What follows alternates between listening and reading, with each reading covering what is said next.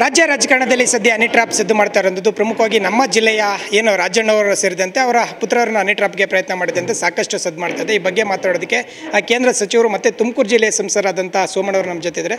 Sir, ಈಗ ಸಾಕಷ್ಟು ರಾಜ್ಯಾದ್ಯಂತ ಈ ಹನಿ ಟ್ರಾಪ್ ಸದ್ದು ಮಾಡ್ತಾ ಇದೆ. ಸರ್, ಈ ಬಗ್ಗೆ ಏನು ಹೇಳ್ತೀರಾ ಅಂತ ಹೇಳಿ ಸರ್. ಇಂಥವನ್ನೆಲ್ಲ ನಮ್ಮಂಥವ್ರಿಗೆ ಕೇಳಬಾರ್ದು.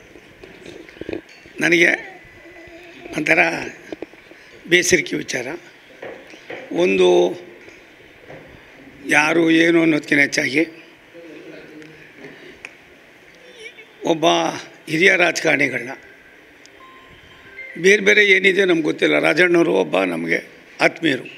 ರಾಜಕೀಯದಲ್ಲಿ ನಮ್ಮದೇ ಆದಂಥ ಭಾವನೆ ನಮ್ಮದಿರ್ತದೆ, ಅವ್ರದ್ದಾದಂಥ ಭಾವನೆ ಅವ್ರದ್ದಿರ್ತದೆ.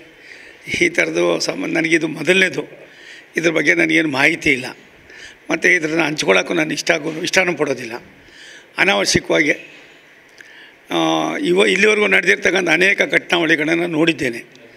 ಎಲ್ಲವೂ ಕೂಡ ಯಾವ್ಯಾವ ಹಂತದಲ್ಲಿ ನಿಂತೋಗಿದೆಯೋ ಅಲ್ಲೇ ನಿಂತೋಗಿದೆ. ಇದು ಯಾವುದು ಏನು ಅಂತ ಏನೂ ಗೊತ್ತಿಲ್ಲ.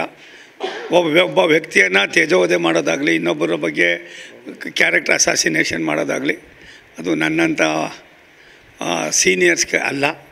ಇದ್ರ ಬಗ್ಗೆ ನನಗೇನು ಪೂರ್ವಗ್ರಹ ಏನೂ ಗೊತ್ತಿಲ್ಲ. ಇಂಥದ್ದು ಸೃಷ್ಟಿನೂ ಆಗಬಾರ್ದು, ಇಂಥ ಸಮಸ್ಯೆಗಳು ಬರಲೂಬಾರ್ದು.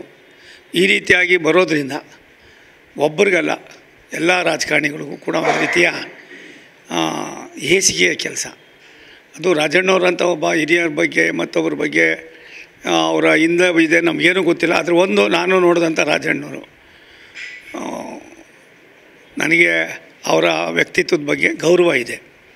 ಬಟ್ ಅವರು ಎಲ್ಲೋ ಒಂದು ಕಡೆ ಏನಕ್ಕೆ ಮಾತಾಡಿದ್ರು ಗೊತ್ತಿಲ್ಲ. ನಾನು ರಾಮನೂ ಅಲ್ಲ, ಶ್ರೀರಾಮಚಂದ್ರನೂ ಅಲ್ಲ ಅಂತ ಈ ಥರದ ಮಾತುಗಳು ಅವರು ಕೂಡ ಉಡಾಪೆ ಮಾತುಗಳು ಅವರು ಆಡಬಾರ್ದು. ಇವೆಲ್ಲವೂ ಕೂಡ ನನ್ನಿಂದ ಹೇಳುವಂಥ ಪರಿಸ್ಥಿತಿ ನಾವಿಲ್ಲ.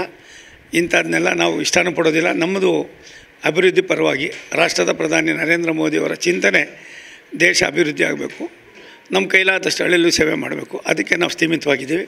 ಈ ಪ್ರಶ್ನೆ ನಾನು ಕೇಳಿದ್ದೆ, ನೀವು ಮಹಾ ಅಪರಾಧ.